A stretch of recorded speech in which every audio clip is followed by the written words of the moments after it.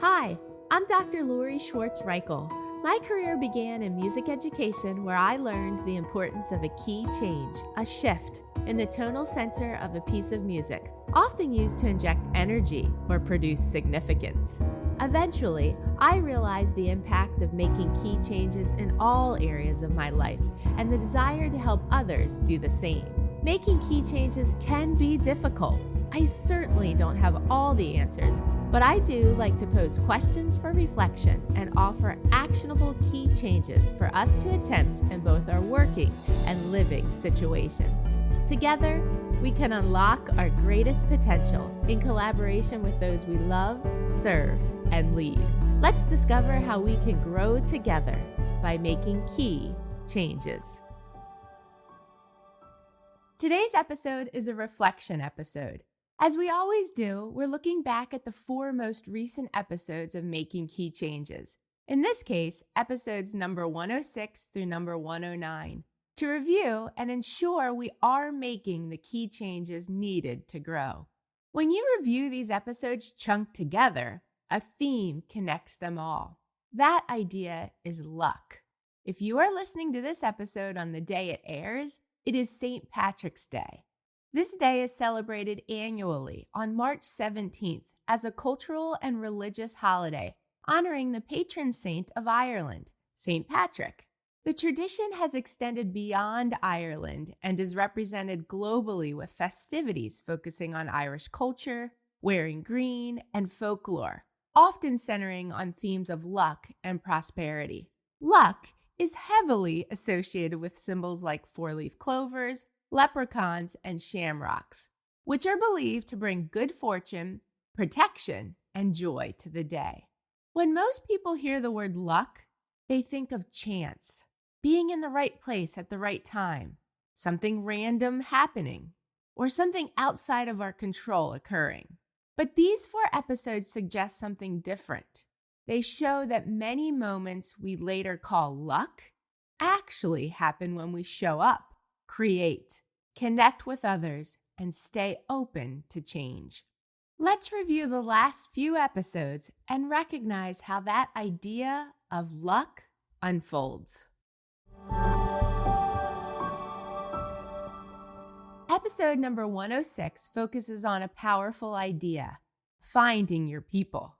No matter who we are, professionals, parents, educators, leaders, or creators, we grow faster and more confidently when we're surrounded by people who support us. Communities matter. When we find colleagues who share ideas, mentors who guide us, and peers who encourage us, something interesting begins to happen. Opportunities appear. People often look at those moments and say something like, "I was lucky to meet that person," or "I was lucky that connection happened." But if we look closer, that moment of luck often came from a decision someone made earlier. We joined a group. We attended an event. We reached out to someone new. In other words, the opportunity didn't appear out of nowhere. We placed ourselves where luck could find us. We put ourselves in a space where conversations could happen. When we isolate ourselves professionally or creatively, opportunities shrink. But when we connect with others, share ideas, and build community, the number of possible opportunities multiplies.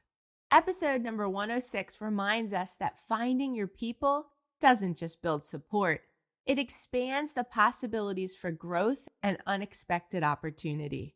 And sometimes those unexpected opportunities look a lot like luck. Episode number 107 introduces a mindset that is incredibly important for anyone doing creative or professional work: to just create it. Many people delay starting something because they worry about how it will be received. They wait for perfect conditions. They wait for confidence, or they wait for permission. But creativity rarely works that way.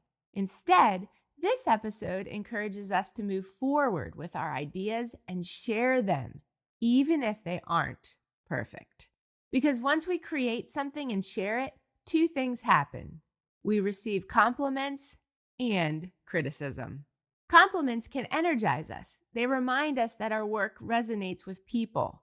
Criticism, when it's constructive, can help us refine and improve what we're doing. Both responses help us grow. But there's another interesting connection here to luck. When people look at successful creators, they often say things like, they were lucky their work took off. But luck can't find something that hasn't been created. If we never share our ideas, there's nothing for others to discover. When we create, when we publish the article, record the podcast, share the project, or perform the work, we dramatically increase the chances that something unexpected might happen. And suddenly, people say we're lucky. But what really happened is that we created something that luck could land on. Episode number 107 reminds us that creativity requires courage, and that sometimes the simple act of creating opens doors we never anticipated. Episode number 108 continues this theme, but focuses on another essential element: embracing what makes us unique. In many professional environments, people feel pressure to fit a mold. They try to imitate others who are successful. They minimize the things that make them different. But the qualities that make us stand out are often the ones that make our work memorable. When someone shares a unique perspective, a creative idea, or an authentic voice, people notice. And this is where luck, again, enters the picture. We often hear stories about someone who gained recognition because the right person noticed their work at the right time. But the reason that work was noticed in the first place was because it stood out. When we embrace our uniqueness, we create something distinctive in the world, and distinctive work attracts attention. In that sense, embracing who we are increases the likelihood that someone will see our work, connect with it, and open a new door for us. What looks like luck may actually be the result of authenticity. Episode number 108 reminds us that growth doesn't come from blending in. It comes from being willing to bring our full voice, perspective, and creativity into the work we do. And episode number 109 invites us to pause and reflect. Reflection is where the idea of luck becomes even clearer. When we move quickly from one project to the next, we sometimes miss the patterns in our own experiences, what we learned, what we improved, who or what inspired us, and what we were grateful for throughout the process. Reflection allows us to look backward and recognize the connections between our actions and our opportunities. As we connect the last 4 episodes, we begin to see a clear pattern. Luck rarely appears in isolation. Instead, it tends to show up when 4 things happen. First, we connect with others and build community. Second, we create and share our work. Third, we embrace what makes us unique. And fourth, we reflect on our experiences and remain open to change.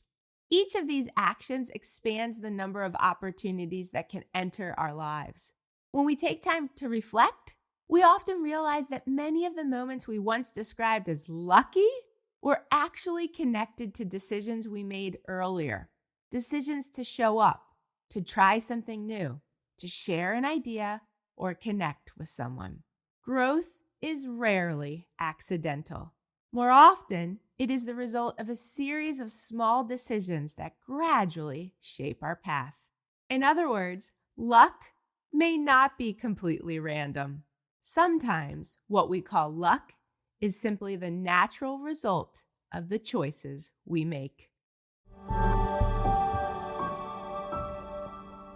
If this episode resonated with you, please share it with someone who might need it. A student, friend, family member, or colleague.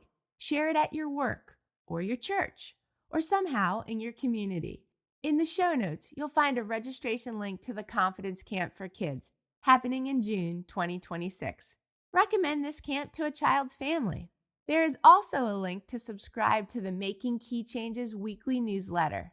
Our community includes people from many areas of life, and both the podcast and newsletter are about making key changes in our lives alongside those we love, serve, and lead. If you're planning an event, workshop, or learning session and want to guide your people toward confident, compassionate leadership, I'd love to partner with you. How are we making key changes to position ourselves where luck can find us? Thanks for listening. If you haven't done so yet, please consider rating and reviewing the Making Key Changes podcast on the Apple Podcasts app. If you found this episode helpful, please consider sharing it with others and joining me again next week. In my coming episodes, I'll discuss topics that are most passionate to me, along with things I've been researching or areas of my life I have changed or want to change. You can learn more about me on my website, makingkeychanges.com. Feel free to message me through there or reach out on social media. I'd love to hear from you and learn about what key changes you hope to make.